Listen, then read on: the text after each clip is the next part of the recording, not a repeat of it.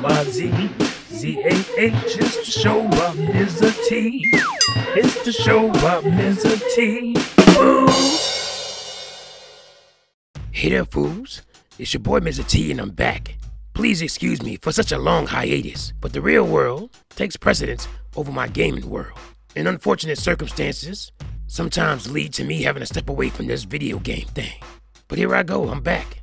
Well, anyway, as I said a few weeks ago, there would be some more surprises to my show, and here is the first one. Are you ready? Hey fools, it's Mizzah Tee. How you guys doing out there? This is the real T. That's right, the man behind the plastic action figure. And I'm coming at you with my real voice. I'm doing so because occasionally I want to talk about some more serious subjects outside of video games. And it's hard to speak seriously about those things using a silly voice. But don't worry, Mizzah Tee's not going anywhere. This is the Mizzah Tee Show after all. But like I said, occasionally I just want to talk about some more pressing things, you know, more serious things in the real world going on. And this is probably the best way for me to come at you. So be looking out for that. As some of you guys I'm sure already know, I'm a video producer. I went to film school. I'm a graduate. I started my video production company while I was in film school. And in light of Nintendo's recent decision to start their partnership program, a lot of things have gone down. People have been upset. I just want to say that I will always be on the side of the content creator. As a content creator myself, you have to protect your intellectual properties. You have to protect your work, and that's just the way it is. And I understand a lot of you guys don't understand that. Maybe you haven't created anything yourself from scratch that you any kind of work that you feel may need protection. Maybe you haven't produced anything of that nature, and you just don't understand that. Just like Nintendo or any other company, I expect to get paid for my work. I film and edit. I'm the director of photography, cinematographer on music videos for many independent music acts. I do corporate videos, training videos. I do TV commercials for local businesses or just advertisements for their Facebook pages or their websites. And I expect to get paid for my work. It is my work. It's their company. You know, the logo may be in it, the restaurant may be in it, but I'm the one who produced the work that they're using. So I'm either going to get paid through royalties, you know, something that is similar to what that's similar to what these partner programs want. You're basically paying them a royalty. They get a cut, you get a cut, or I get paid right up front, a full lump sum. Everything is contractual, so I got to get paid for what I'm doing. And these video games, these companies hire people to design these worlds. You know, they have 3D artists and music producers and, you know, all kinds of things that goes into making video games. It's very similar to movies. So you're taking someone's work, even gameplay footage. You don't have the right to that either. You're showing someone else's work and you're getting paid for it, and they're getting nothing. They have the right to it. For the most part, nobody bothers you with that stuff. I've never been claimed on gameplay or anything like that. I mean, that's cool, but they don't do it, but they have the right to. And to cry about it just doesn't make any sense to me. Just because you laid your voiceover over somebody else's work doesn't mean it belongs to you. So it doesn't make sense. And, you know, a lot of this is just coming from people who have decided that YouTube is going to be their main income or their only income. And now that this is going to cut into that, you know, some of these people, they're upset about it. I understand being upset about it, but you don't have the right to other people's contents. It's that simple.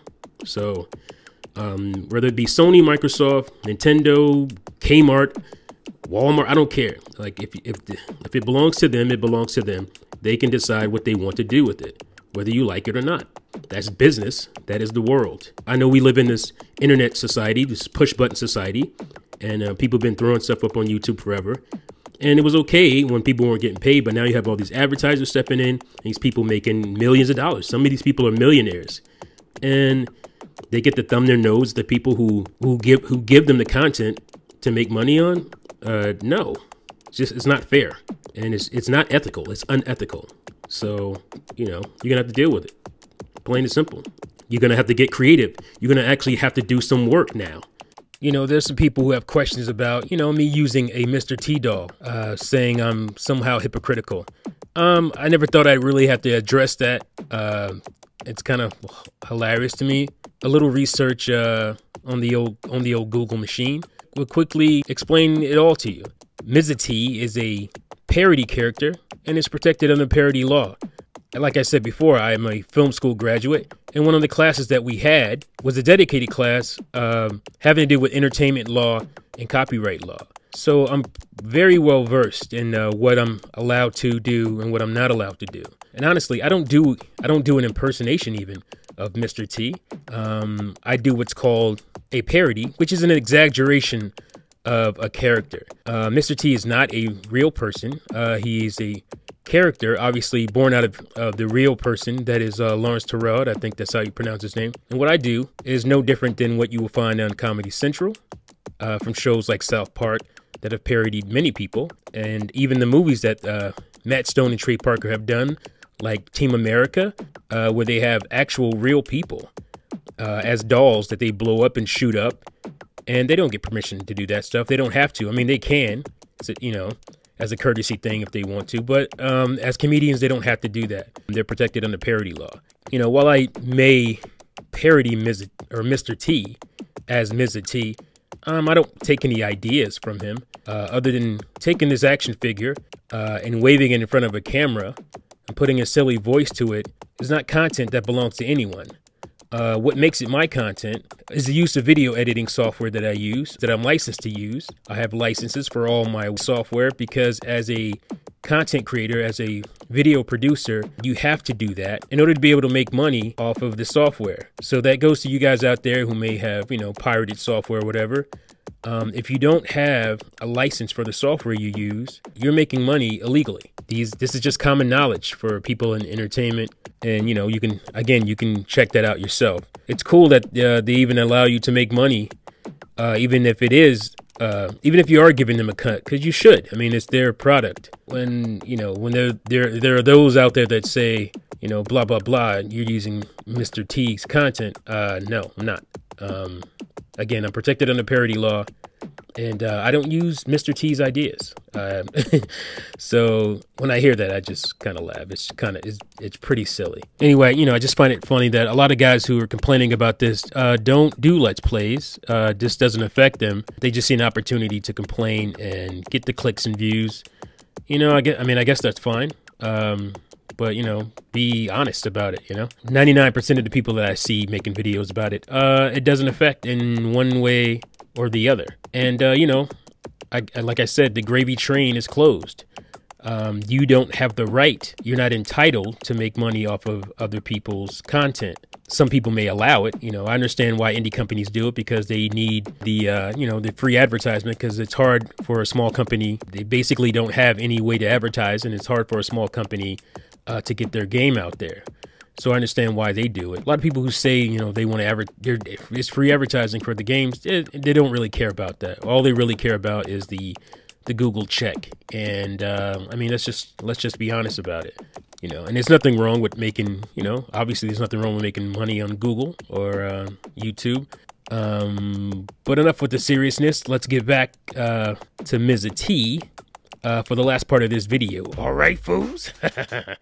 Well, anyway, I just want to give a shout out to my man Red Knight of Active Gamer Life, who started another movement called We Have a Voice. It's to get Nintendo to realize that a lot of Nintendo fans would like cross-game chat on the Wii U. And we know the Wii U is very capable of that because we have games that utilize the chat feature. We even have a Google Hangout-like application called Wii U Chat that allows you to video chat with FOOS. I think, you know, it has something to do with the cost and, you know, the pricing.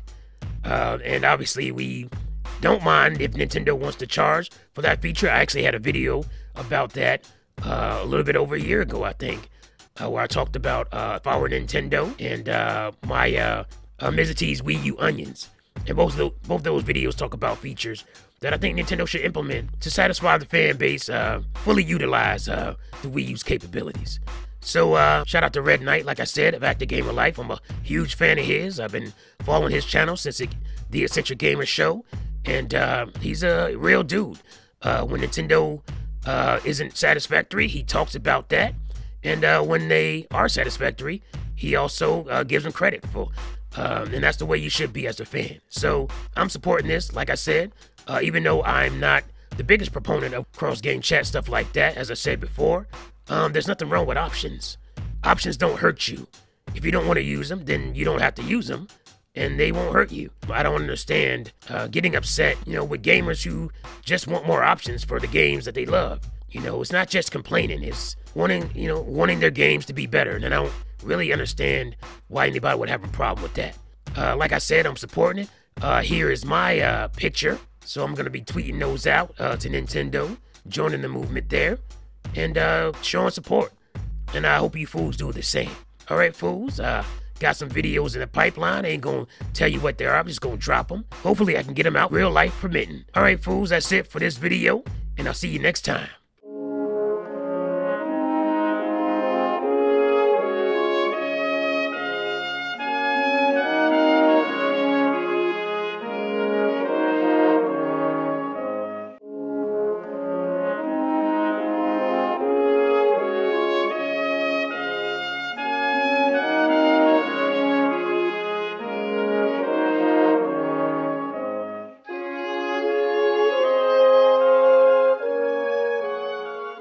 Oh yeah, one more thing.